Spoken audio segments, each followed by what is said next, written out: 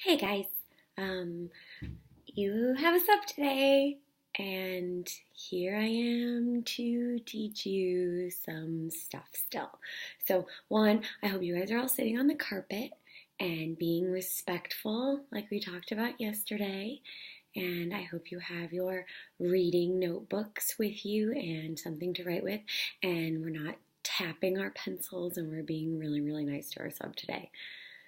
Okay, so that being said, I want you guys to kind of think back to yesterday when we were looking at our contrasts and contradictions.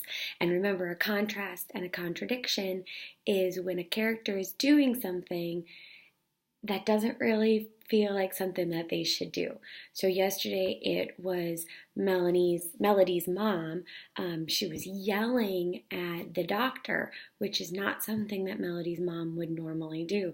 And also she was crying, which again was not something she would do. And that told us that Melody's mom really cared about her and knew that she was smarter than the doctor thought that she was. So today, all I'm going to have you guys do, all I want to teach you today is how to keep going with that and keep building your stamina in your reading.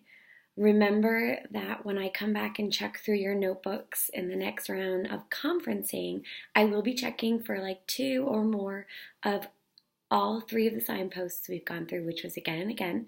When something happens over and over again, we ask ourselves, why is that happening over and over again?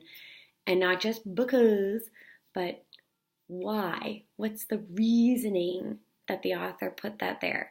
And then we're looking at memory moments, which is when the author will say something like, whenever I was 5, or I remember that time when, or the last time this happened was, and then proceeds to tell us a story. And we ask ourselves, well, why is this memory important? And not just because it gives us backstory or it tells us more about the character, because of course it does. I mean, of course. But the author chose to talk about that specific memory or that specific time for a reason. And our job as good and amazing readers is to figure out what that was. And then again, our same signpost from yesterday, which is contrast and contradictions. When Katniss volunteers as tribute, why does she do that? What does that tell us about character? Not just that she didn't want her family member to go, but why that family member? And why her? Why didn't she say, hey, this guy over here volunteers? Why me? Why did she have to choose herself? So we ask ourselves all of these questions as we read. And like I said yesterday, oftentimes we're doing this without even thinking about it. I'm thinking, I just like this character, or, oh, this is a really good story, or, wow, this is happening over and over again. But we have to ask ourselves, why? And then that helps us build upon our plot.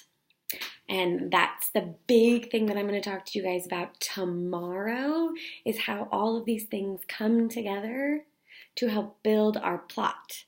And if you look in Canvas today, there will be a plot diagram, and you've seen them before. They're just a big triangle.